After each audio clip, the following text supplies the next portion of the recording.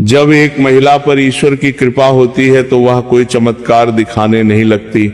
उसके जीवन में अचानक धन, प्रसिद्ध या शोर नहीं आता, बल्कि सबसे पहले जो बदलता है वह है उसका भीतर। वह स्त्री दुनिया की नजरों में वैसी ही दिखती है, वही कपड़े, वही जिम्मेदारियां, वही चेहरे उसके आसपास, लेकिन उसके भीतर कुछ बहुत गहरा बदल चुका होता है।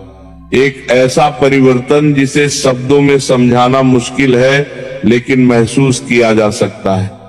ईश्वर की कृपा बाहर घटनाओं के रूप में नहीं, भीतर चेतना के रूप में उतरती है। जब ईश्वर किसी महिला पर कृपा करता है तो वह उसे सबसे पहले भीड़ से नहीं निकालता, वह उसे भ्रम से निकालता है। अब वह हर बात पर टूटने नहीं लगती, हर व्यवहार को अपने मूल्य से जोड़कर नहीं देखती। पहले जहां वह खुद को दोष देती थी, अब वहां वह ठहर जाती है। पहले जहां वह हर किसी को खुश करने की कोशिश करती थी, अब वहां वह खुद को सुनने लगती है। ये बदलाव अचानक नहीं होता, ये धीरे धीरे उतरता है। जैसे सुबह की रोशनी बिना शोर के अंधेरे को हटा देती है।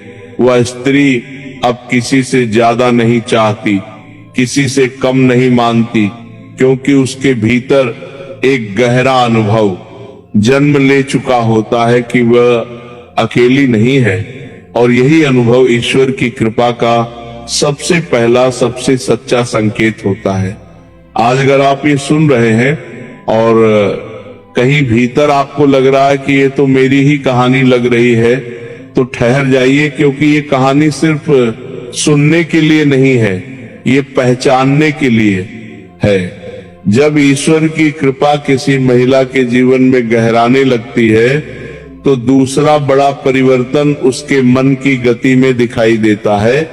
पहले उसका मन रुकता ही नहीं था, हर बात पर सोचना, हर बात को दोहराना, हर घटना को बार बार जीना, जैसे दिमाग कभी थकता ही नहीं था। छोटी छोटी बातों से रातों की नींद उड़ जाती थी, किसी के एक शब्द पर घंटों मन उलझा रहता था। लेकिन अब वह वही बात सुनती है, वही परिस्थितियां आती हैं, फिर भी उसके भीतर वैसा तूफान नहीं उठता। जब ईश्वर की कृपा उतरती है तो विचार कम नहीं होते, उनका प्रभाव कम हो जाता है। अब उसके मन में विचार आते हैं, लेकिन वे उसे बहा नहीं ले जाते। वे आते हैं और चले जाते हैं। वह हर भावना के साथ अपनी पहचान नहीं जोड़ती, वह दुख को अपना स्वभाव नहीं मानती। पहले वह कहती थी, मैं बहुत कमजोर हूं, मैं बहुत ज्यादा सोचती हूं, मेरे साथ ही ऐसा क्यों होता है। लेकिन अब उसके भीतर एक अलग सी समझ जन्म लेती है।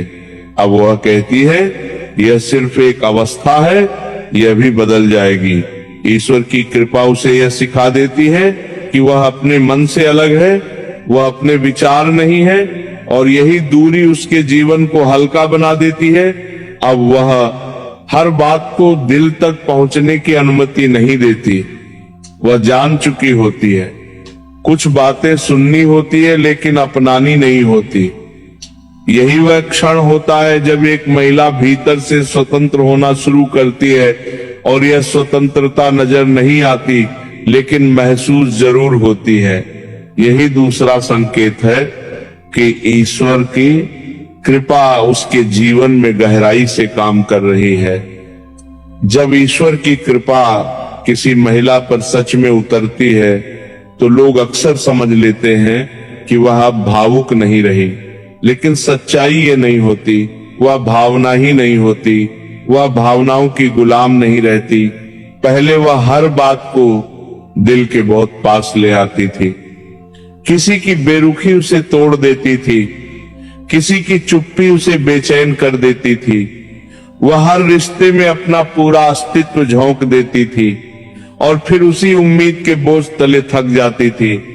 लेकिन अब उसकी भावनाएं वैसी ही हैं, गहरी, सच्ची, संवेदनशील, पर उनमें संतुलन आ चुका होता है। ईश्वर की कृपा भावनाओं को नष्ट नहीं करती, उन्हें पवित्र करती है। अब वह दुख महसूस करती है, लेकिन उसमें डूबती नहीं, वह रोती है लेकिन खुद को खोती नहीं। अब दर्द उसकी पहचान नहीं बनता, अब पीड़ा उसका स्थायी घर नहीं बनती। वह समझ चुकी होती है हर आंसू कमजोरी नहीं होता और हर मुस्कान मजबूरी नहीं होती। ईश्वर की कृपा उसे यह सिखा देती है कि संवेदना रखना और खुद को तोड़ देना दो अलग बातें हैं। अब वह प्रेम करती है लेकिन आत्मविनाश की कीमत पर नहीं। अब वह जुड़ती है लेकिन खुद से कटकर नहीं। और यही बदलाव उसके चेहरे पे दिखने लगता है। एक ऐसी गंभीर शांति जो बहुत कुछ सह चुकी होती है लेकिन टूटना भूल चुकी होती है। यही तीसरा संकेत है कि ईश्वर की कृपा उस महिला को अंदर से परिपक्व बना चुकी है। जब एक महिला पर ईश्वर की कृपा सचमुच उतरने लगती है तो उसके जीवन का सबसे बड़ा डर धीरे धीरे पिघलने लगता है। अकेलापन। पहले जब वो अकेली होती थी तो उसका मन शोर मचाता था, यादें दरवाजे खटखटाती थी, भविष्य सवाल करता था और वर्तमान खाली लगने लगता था। कमरा भरा होने के बाद भी दिल खाली लगता था। लोगों के बीच रहते हुए भी वह भीतर से टूटती रहती थी। लेकिन अब अकेलापन वैसा नहीं रहता। अब जब वो अकेली बैठती है तो उसे लगता है जैसे कोई उसके भीतर बैठा है, कोई जो देख रहा है, समझ रहा है और बिना शर्त साथ दे रहा है। ईश्वर की निकटता का पहला अनुभव एकांत में होता है। अब वो चुप्पी से भागती नहीं, अब उसे खामोशी डराती नहीं। वह बिना किसी से बात किए लंबे समय तक बैठ सकती है। ना मोबाइल चाहिए, ना किसी की आवाज, ना किसी का सहारा, क्योंकि अब उसका सहारा भीतर जाग चुका होता है। वह समझ चुकी होती है जो स्त्री खुद के साथ बैठ सकती है वह दुनिया से कभी भी नहीं डरती। अब वह रिश्तों से लिपट कर नहीं रहती। वो किसी के जाने से खुद को अधूरा नहीं मानती, क्योंकि ईश्वर की कृपा उसे ये ज्ञान दे चुकी होती है कि जो आत्मा को पूरा करता है वो कभी बाहर नहीं मिलता। अब वो अकेली होती है लेकिन खाली नहीं। वो शांत होती है लेकिन शून्य नहीं। और यही वो अवस्था है जहां एक महिला दुनिया की नहीं, ईश्वर की संगति में जीने लगती है। यही चौथा संकेत है कि ईश्वर की कृपा उसके जीवन में गहराई से उतर चुकी है। जब एक महिला पर ईश्वर की कृपा लगातार काम करने लगती है तो सबसे स्पष्ट परिवर्तन उसके शब्दों में दिखाई देता है। पहले वह बहुत कुछ कहती थी, कभी अपनी सफाई देती थी, कभी अपनी पीड़ा बताती थी, कभी चाहती थी कि कोई उसे समझ ले। वह बोलकर हल्की होना चाहती थी क्योंकि भीतर बहुत कुछ जमा था। लेकिन अब उसके भीतर इतना शोर नहीं रहता कि उसे बाहर निकालना पड़े। उसके शब्द धीरे धीरे कम होने लगते। इसलिए नहीं कि उसके पास कहने को कुछ नहीं बचा, बल्कि इसलिए क्योंकि अब हर बात कहने लायक नहीं लगती। जब आत्मा स्थिर हो जाती है तो शब्द स्वतः मौन में लौट आते हैं। अब वो हर बात पर प्रतिक्रिया नहीं देती, हर टिप्पणी का उत्तर नहीं देती, हर आरोप का खंडन नहीं करती, क्योंकि वह समझ चुकी होती है जो देखना चाहता है वह चुप्पी में भी देख लेता है। अब उसकी चुप्पी कमजोरी नहीं होती, वह एक सीमा होती है, एक रेखा जिसके पार अब कोई भी आसानी से नहीं जा सकता। जब वह किसी कमरे में प्रवेश करती है तो लोग कुछ अलग महसूस करते हैं। वह जोर से हंसती नहीं, ना ही खुद को ऊपर दिखाने की कोशिश करती है, फिर भी उसकी उपस्थिति मन को ठहरने पर मजबूर कर देती है, क्योंकि उसकी ऊर्जा मन से नहीं आत्मा से बह रही होती है। वह दूसरों का दुख महसूस कर पाती लेकिन उसमें डूबती नहीं। वो सहानुभूति रखती है लेकिन खुद को जलाकर नहीं।